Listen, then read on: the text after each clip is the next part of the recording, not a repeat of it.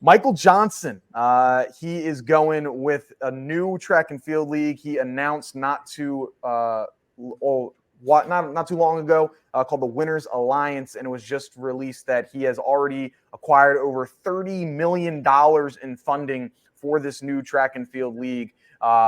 We've heard of different leagues in the past, Noah, trying to get started here. What do you think this all means for the potential sport of track and field, and what it means to be a professional? As you're in the circuit, like you're one of the people that could be impacted by this right now.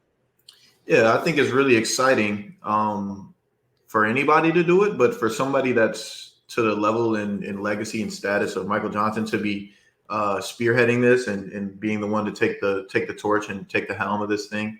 I'm excited to see where it goes. I think it's dope that a lot more athletes will get more opportunity to perform, make money, and grow. I did some research and found what I could for the moment, and it seems like there's going to be a lot of focus around like building, not community, but like building more hype around the athletes. There's going to be a lot of like focus on that solely, so the fan, I feel like, so the fan can kind of have that connection to the athlete, and that's going to help the sport grow. I think his main goal with this is to grow the sport, and I think with everything he's shared on Twitter and his ideas and his perspective on it, I hope that it'll be successful. I do. I think he's got a good direction that he's going in. So what are you thinking about it right now? Yeah, I mean, he's one of the people that have been extraordinarily vocal with his desire to grow track, and so it's like, put your money where your mouth is. That's what a lot of people's thoughts were, before this announcement of him, partnering with Winners Alliance. And then he's like, all right, bet, like I'll do it. And so now he did that, and it was like, all right, you're partnering with them. Okay, what's the next step? All right, you got $30 million. Like, that's no slouch. I mean, you take a look at some of these other startup leagues. I mean, UFC started with $5,000 back in 1999. $5,000 in a gym, and then now Dana White has grown that to being the biggest combat sports brand in the entire world. And so now, like, hey, you're starting with 30 million. Is it the amount of an NFL, an MLB, an NBA? Of course not. Like, they're making $30 million over the course of a week, with just one team, but you got to start somewhere. And so, yeah, I'm excited to see where this is going to go. Now, it has to come to fruition. Like, we've had a lot of leagues that have promised a lot of big things, and it's going to be great, but they haven't come to fruition. And so I'm looking forward to seeing what this is going to look like, come 2025 when they're allegedly, supposed to, get started here. Yeah, all the power to it.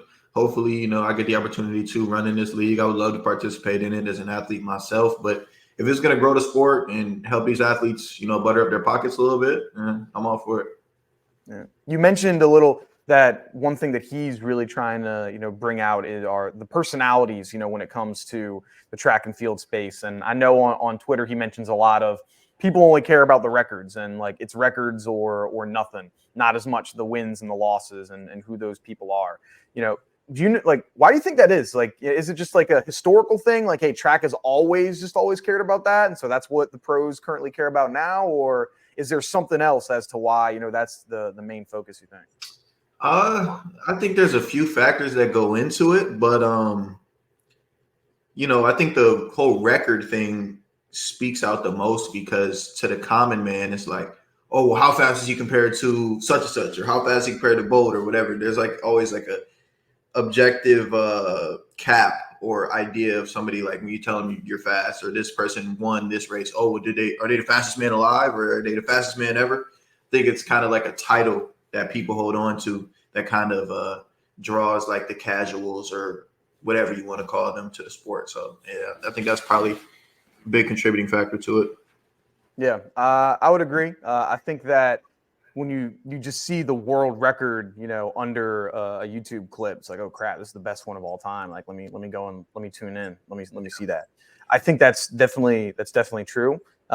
He made some comments as well that on Twitter that I was like, I don't know if I necessarily agree with that. Of just like, hey, the world records when it comes to the what was it, Mondo, after he was like pretty nonchalant, because he's comparing, he's competing against himself, Mondo, at this time. He's competing against the world record. Nobody's even remotely close to how talented he is.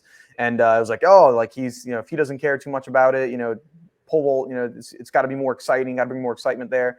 But I was like, I disagree a bit, because I think at least with the pole vault, it's one of those few events where it's just exciting to watch at whatever level that you're at. Like they had at Drake Relays this past weekend, a pole vaulting competition in the middle of a mall.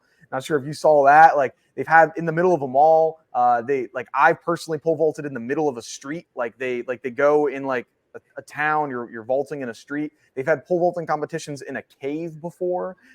They're all types of places. So I was like, hey, yeah, I think I see where you're coming from. But at least with the vault, I know I'm biased for sure. I think there's still excitement. Like even if you're watching high school kids, like you're flinging yourself in the air, still can be exciting. But totally agree. I think if we can bring in those personalities, it'll make it a whole lot better. Yeah, and to that though, I think that pole vaulting is a very impressive and fun to watch event, especially when they conduct those street events. I remember I did the American Track League in Memphis a couple years ago, and Paul Doyle, he puts that on. But the meet was at the University of Memphis, and they had the pole vault competition on I think it's Beale Street, that like main strip down there in downtown Memphis, and the turnout was fantastic. Of just you're gonna get a local crowd, and people are gonna like, holy crap, it's definitely like something that can compel a lot of people that aren't necessarily track fans. So I wouldn't, I can't co-sign on somebody down talking it like that. Yeah. It's one of the few where it can be a standalone event. I know Mondo has his own classic, where he has his own thing, and it's like a whole big, stuff going on. I get why people may not go to a full track meet. Like, there's a track meet going on in in a local college. Let's go watch that for 7 hours. Like, it's a long day. But if you can break things up into like an individual thing, I think it can make it a little more compelling and make it more exciting. So it can be good stuff.